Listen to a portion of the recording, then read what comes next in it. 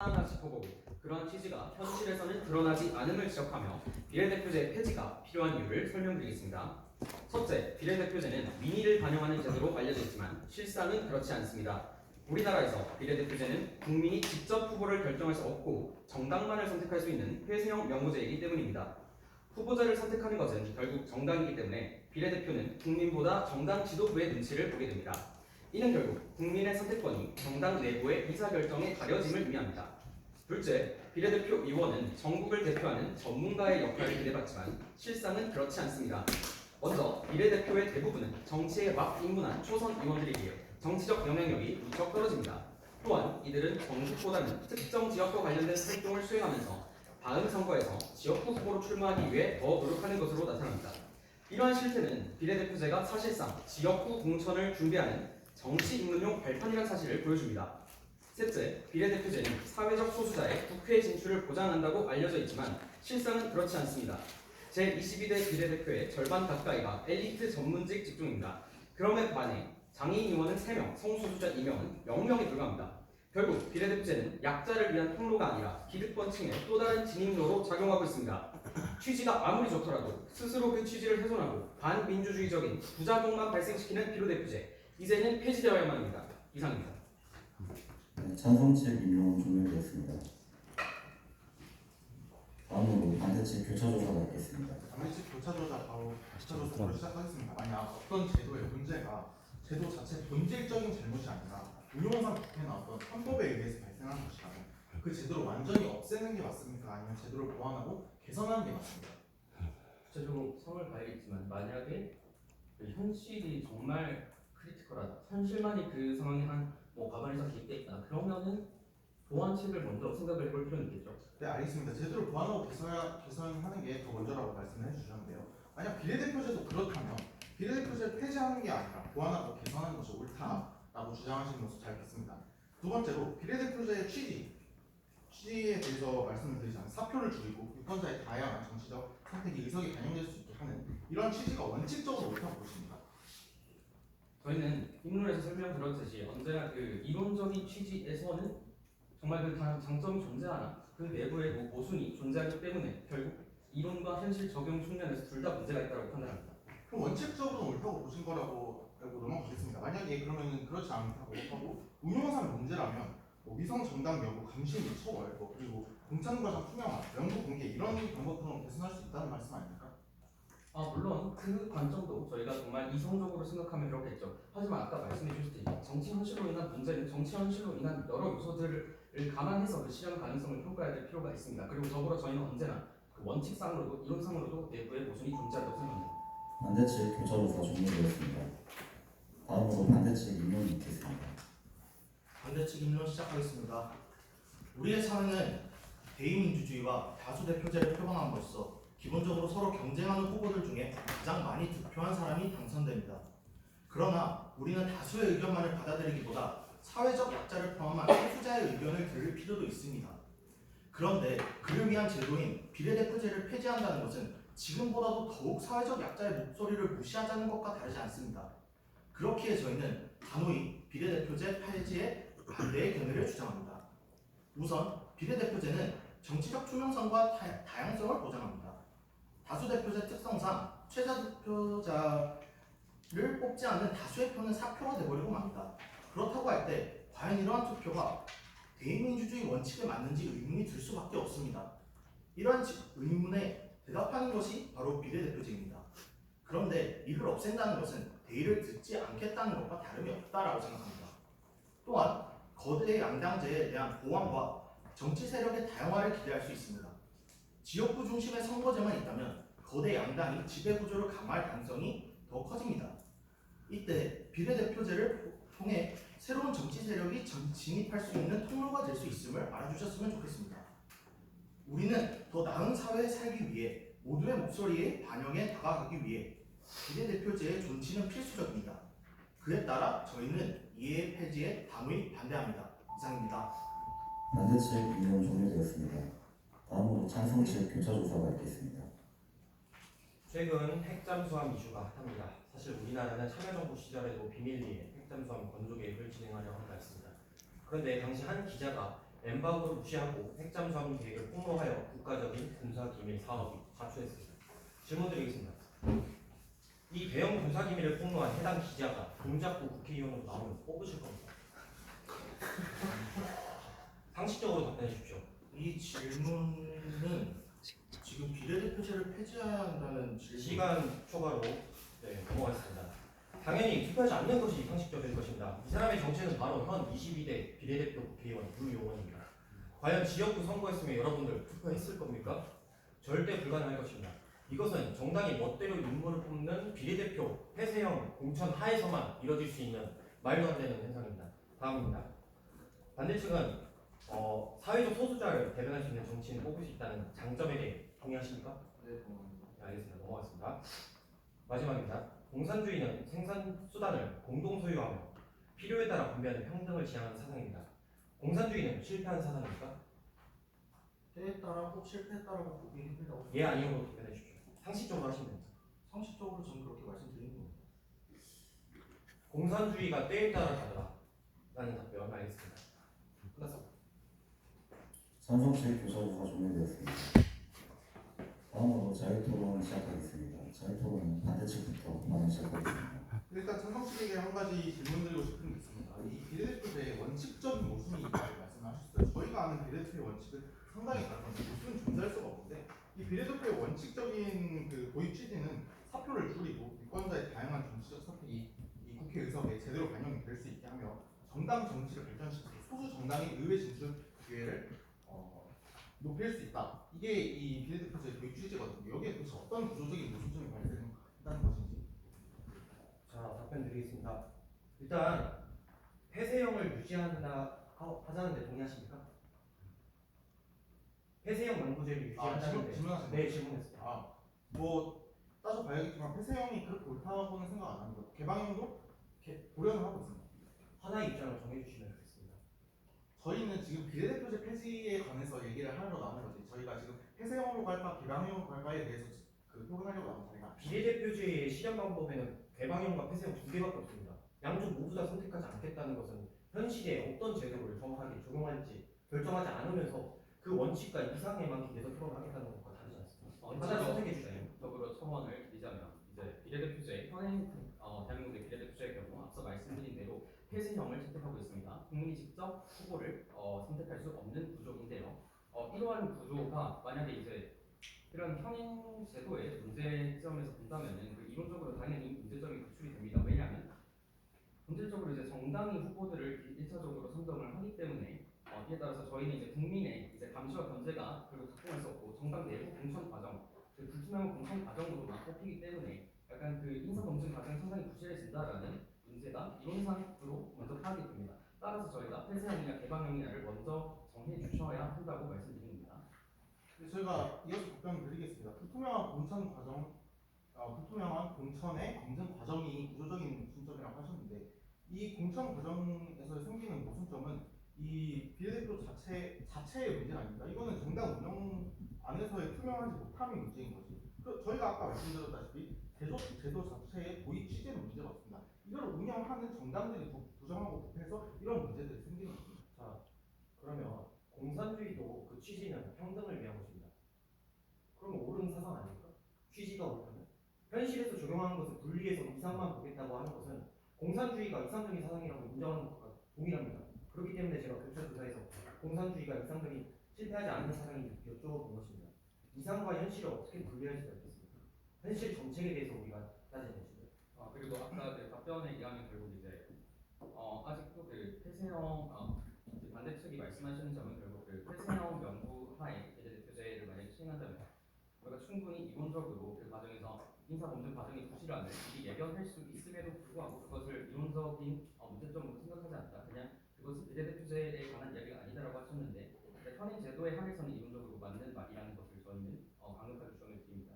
그리고 이와 더불어서 계속 이제 이론적 과정에서 이외에 흠결이 없다고 계속 주장하시면 저희는 현실 문제로 조금 넘어가 보고 싶습니다. 네, 현실 문제로 넘어가시는 생각 좋습니다. 그거에 대해서 저희가 이야기를 하고 싶습니다. 또한 공산주의에 관한 이야기를 계속 하시는데 공산주의가 평등을 주장하는 건 맞으나 지금 저희가 무조건 평등 답이라고만 말씀드린 적이 없습니다. 있습니다. 또한 공천 과정에서 당 지도부의 부정부패가 발생한다라고 했는데 당 지도부의 부정부패를 막기 위해서 개방형으로 옮기는 방향 또한 생각을 해볼 수는 있습니다만 저희가 지금 문제를 매우 자세히 제시를 하진 않겠습니다. 또 게다가 공천 과정을 따지자면 지역구 국회의원을 포함해 지방선거에서까지도 발생하는 필연적인 문제점입니다. 그것만 갖고 이를 폄하하고 비례대표제가 전부 틀렸다라고 말씀하시는 것은 무르다고 볼 수 있습니다.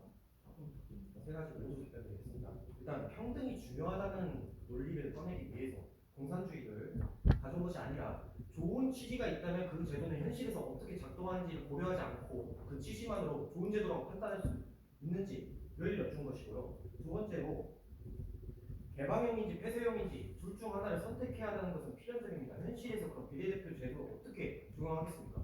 둘 다 모두 택하지 않겠다, 구체적인 방안을 얘기하지 않겠다는 것은 책임성이 떨어지는 부분입니다. 마지막으로 지역구에서도 공천 과정에서 투명성 문제가 발생한다고 주장하셨습니다. 하지만 비례대표 인정합니다. 공천 과정에서는 지역구도 당 지도부에서 결정을 하고 비례대표도 당 지도부에서 결정을 하는 것은 인정합니다만 지역구는 결국 최종적으로 국민의 투표로 그 인물을 선출할 수 있다는 데서 민주적 정당성이 있습니다. 하지만 비례대표는 정당이 멋대로 선택한 후보자에 대해서 국민은 어떠한 선택권도 없습니다. 국민이 어떠한 선택권도 없다고 하셨습니다. 그럼 개방형으로서 이야기를 해보겠습니다. 유권자 처음 말씀드렸듯이 아예 잘못된 게 아니라 일부분이 잘못된 문제점이 있는 것이라면 그것에 대해서 개선하고 수정하는 방안을 생각해 볼 수 있을 것입니다.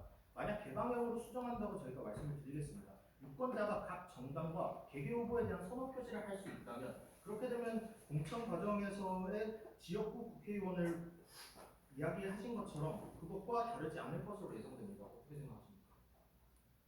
개방형에 단점이 있다는 것을 지금 지적하신 건가요? 개방형의 단점이 있다는 것이 아니라 개방형으로 전환을 했을 때 유권자가 각 정당과 개개 후보에 대한 선호 표시가 가능하다면 그래도 여전히 문제가 비례대표제에 있다라고 생각하십니까? 예, 맞습니다. 개방형도 그 나름의 문제가 있습니다. 앞서서 폐쇄형 명부제의 문제점을 지적한 데 이어서 개방형 명부제로 전환을 한다고 해도 문제가 있음을 세 가지를 들어서 말씀드리겠습니다. 첫 번째로 개방형 후보자 선택 리스트를 그럼 비례대표 100명이 넘어가는 비례대표 후보를 투표 용지에 모두 담아야 됩니다.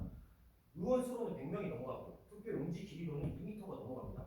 이렇게 비현실적인 상황에서 문제점이 세 가지가 발생합니다. 첫 번째로 개방형의 장점, 폐쇄형에서 개방형으로 전환하려고 하는 이유는 정당의 멋대로 된 공천을 회피하기 위함입니다. 그리고 국민이 비례대표 후보자에 대한 검증을 하기 위함인데 후보자가 만약에 50명씩 있습니다.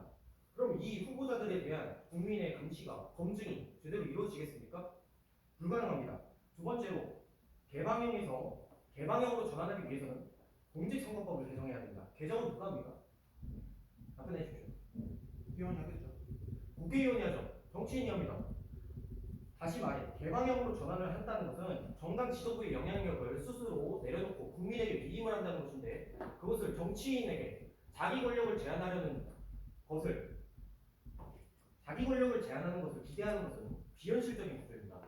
그 누가 정치인 자기 자신의 권력을 내려놓으려 하겠습니까? 이는 현실적이지 않습니다. 실현 가능성이 없습니다. 마지막으로 국민의 여론 투표가 된다면 교체조사에서 답변하셨죠. 소수자를 대변하는 인물이 선출되는 것이 중요하다. 근데 국민이 후보자마저도 선출할 수 있다면 장애인, 성소수자 선출될 수 있겠습니까? 불가능합니다. 이 세 가지 측면, 실현 가능성, 효과성, 당위성 측면에서 모두 개방형으로 전환하는 것은 불가능합니다.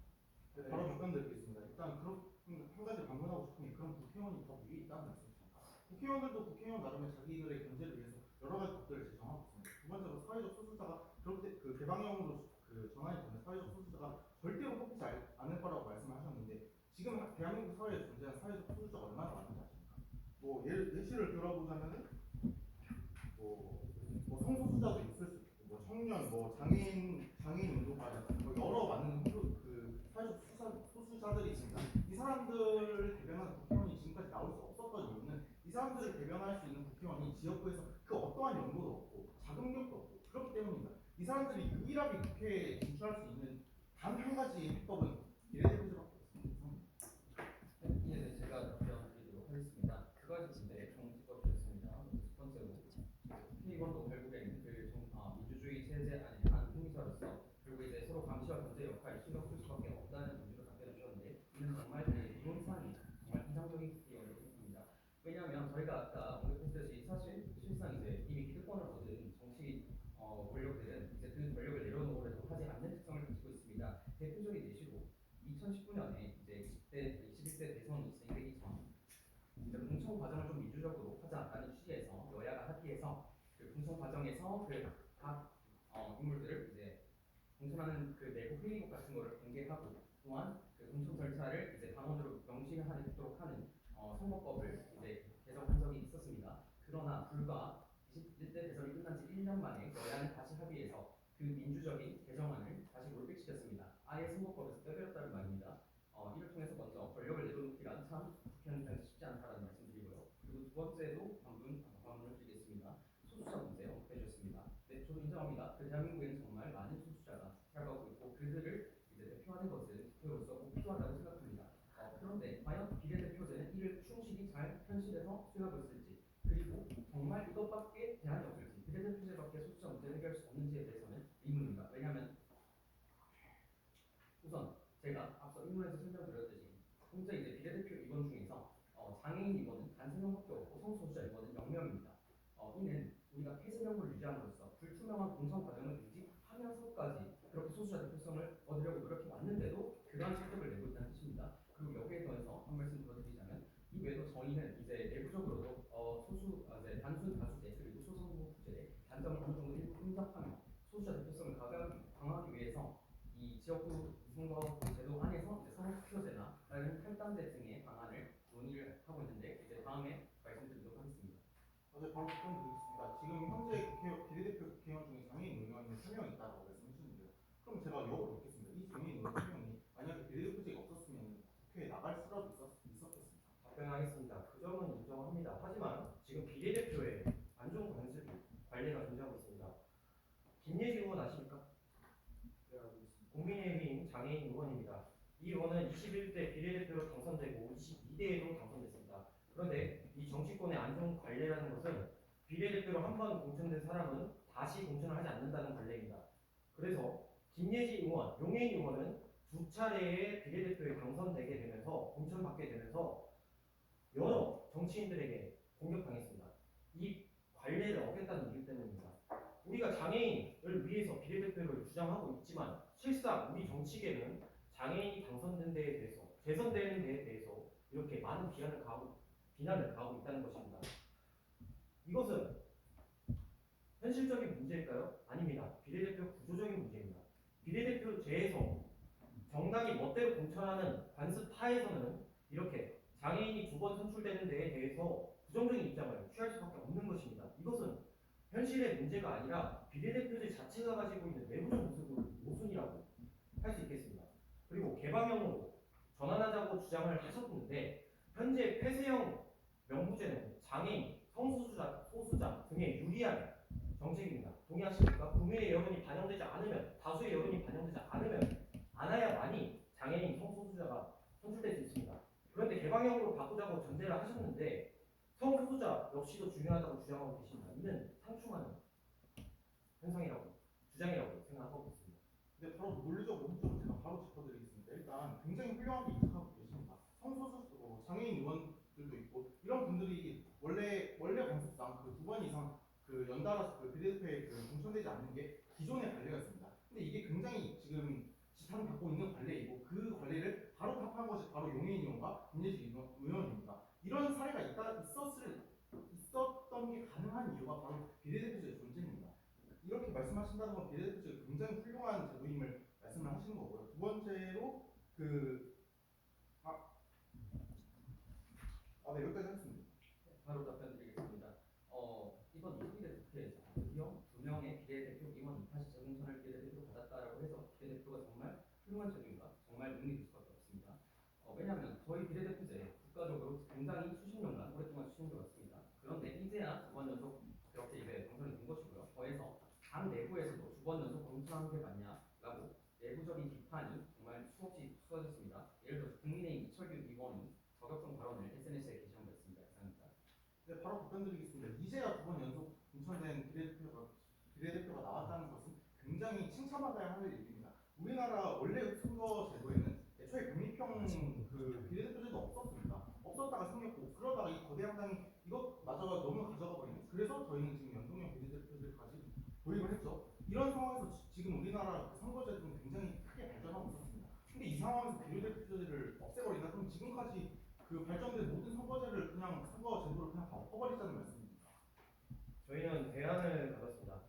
지역구, 현재 지역구에 대해서 단순 다수제가 아니라 서무 투표제를 실시해서 사표 발생을 줄이자는 방안 첫 번째고, 현재 있는 비례대표제 46석을 사회대표 할당제로 전환하여 운영하는 방안입니다. 사회대표 할당제란 비례대표에서 공천을 해서 하는 것이 아니라 여성 대표 10명, 장애인 대표 10명, 5명, 청년 대표 3명 이런 식으로 심의위원회에서 미리 사회 각 층의 대표 의석수를 결정을 하고 그것을 기반으로 투표를 하는 제도입니다. 이렇게 했을 때 비례대표에서 발생하는 여러 문제들을 해결할 수 있고 더 직관적으로 사회적 소수자에 대해서 우리가 관심을 가질 수 있겠지 않습니까?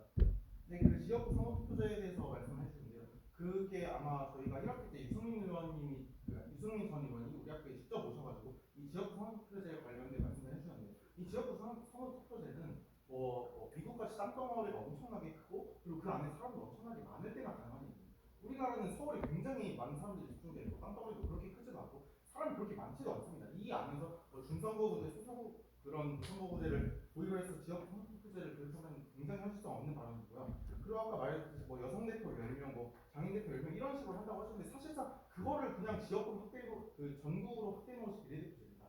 애초에 그냥 이런 소수 정당들이 페미니즘을 표방하는 정당도 있고 그 장애인 그리고 노동 이런 사회적 약자들을 보호하려는 목소리를 내놓는 중소 정당, 소수 정당들이 굉장히 많습니다. 이 정당들에게 이런 그 비례대표를 이용해서 절대 지역구에서 의원 의석을 낼 수 없는 그런 정당에게 이 의석을 할당해 준다는 정말 좋은 취지를 너무 잘 이해하고 있는데 왜 이걸 자꾸 부정하는지 모르겠습니다. 감사합니다.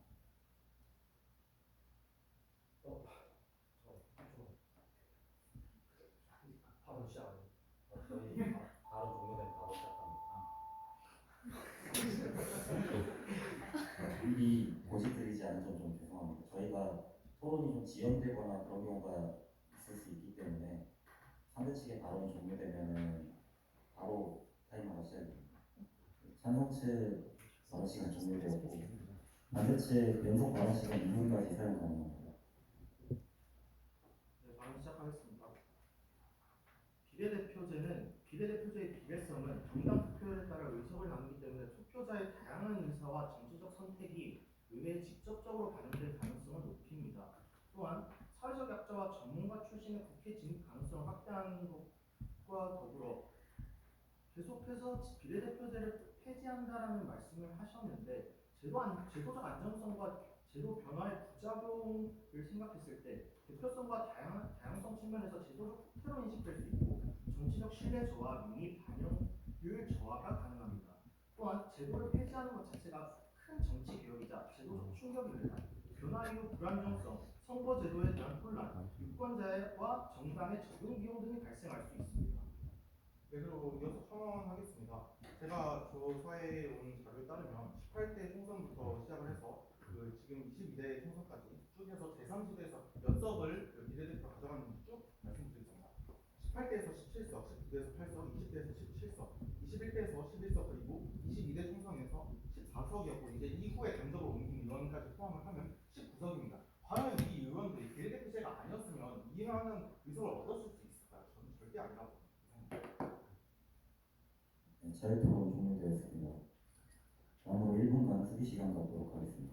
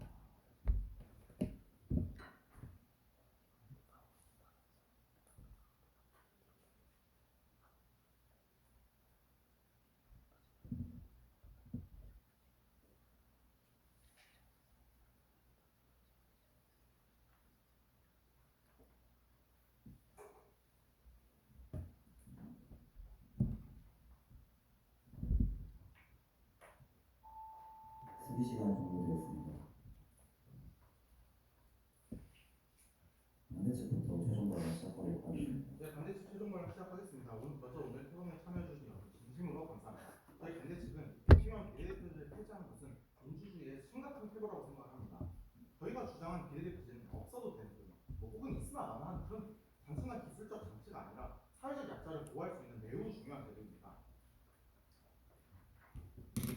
한국 사회에서 가장 약한 사람들의 목소리를 제도권에서 지켜낼 진짜 최고의 보루입니다. 지금 대한민국은 거대 양강의 안정적인 지역 분화가 정치 자원을 독점하고 있습니다.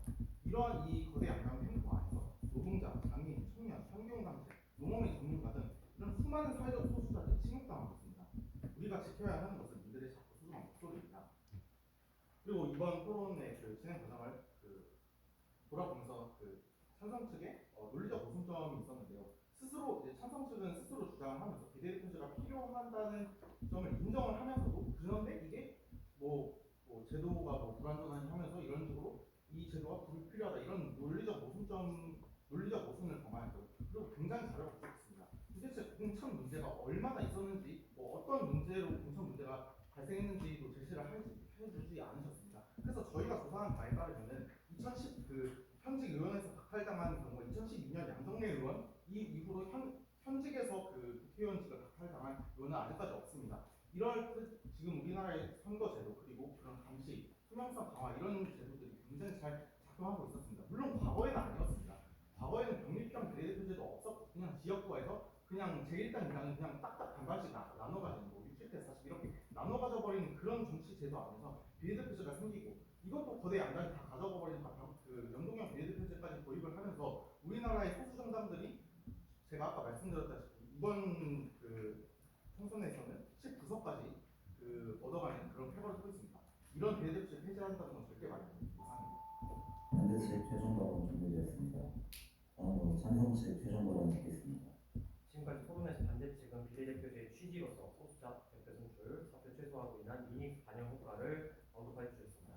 그러나 이에 대해 우리 찬성 측은 소수자 대표 선출과 민의 반영이라는 두 요소가 논리적으로 양립 불가능함을 입증하며 반대측을 양자택일의 상황에 몰아넣었습니다. 양자택일의 상황이란 개방형을 선택해 소수를 버릴 것인지 폐쇄형을 선택해 다수를 버릴 것인지 둘 중 하나를 선택하라는 것이었습니다. 그러나 반대측은 계속해서 원칙, 취지만 강조하셨고 양쪽 모두 부정하며 입증 책임을 방기하셨습니다. 공산주의 역시도 취지가 좋다는 점 기억해 주시기 바랍니다. 그럼에도 불구하고 양자택일이라면 적어도 하나의 효과는 남아있는 것이 아니냐라는 의문이 드셨을 수 있습니다. 예상했습니다. 그래서 저희는 그 남은 하나의 장점마저도 실제 현실에서 제대로 작동되지 않다는 것을 실증적인 근거로 입증했습니다.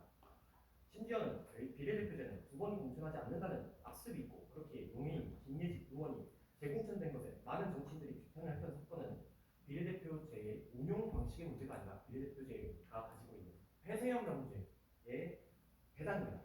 이것은 곧 비례대표제 자체의 문제입니다. 여전히 그것이 제도 자체의 문제가 아니라 운용 방식의 문제라고 생각하십니까? 그렇다면 반대측은 이런 해단을 극복할 운용 방식을 제시하셨습니까? 제시하지 않으셨습니다.